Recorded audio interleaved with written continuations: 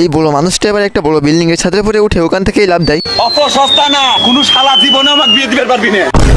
না মানে ভাই কত ওপর থেকে নিচে পড়লো, এ কি এখন আস্ত আছে? আরে এই মাল তো এখন আস্তই আছে, মানে আগে থেকে কেউ খবর পেয়ে ওই গর্তের ভিতরে 3-4টা গদি রেখে দিয়েছিল। এবার এই মালটা মরার জন্য 3 রাস্তার মোড়ে এসে সামনে খেয়াল করে, দেখে যে একটা বড় গাড়ি আসতেছে। তাই এবার ও 3 রাস্তার মোড়ে এসে চুপ করে শুয়ে পড়ে। আর ঠিক তখনই কি একটা এসে একেও বাঁচিয়ে নেয়। আসুন আমাদের গাড়ির নিকট, দেখুন আমাদের মলমগুলো। একটি পাগলা মলম আপনার হাতে দিয়ে চ্যালেঞ্জ করি, মাত্র 3 থেকে 4 দিন মলমের কৌটা দিয়ে ভালো করে চুলকাইয়া গরম পানিতে ধুয়ে মলমটা ব্যবহার করবেন। আগের বার তো মলমলা বাঁচাই দিয়েছিল বলে বেঁচে গিয়েছিল, এবার তো বাঁচানোর কেউ নেই। এবার তো 100%ই মরবে। এবার তো একদম কামানের গলি সোজা এসে দাঁড়িয়ে পড়ে। তো ঠিক তখনই ये सब क्या देखना पड़ रहा है? अच्छा है मैं अंधा हूँ। তো এবার কামানের গলি একটাও গায়ে না লাগে সবকটা পাশ কেটে চলে যায়। हैं? ये क्या हो गया? ये क्या सुन रहा हूँ मैं?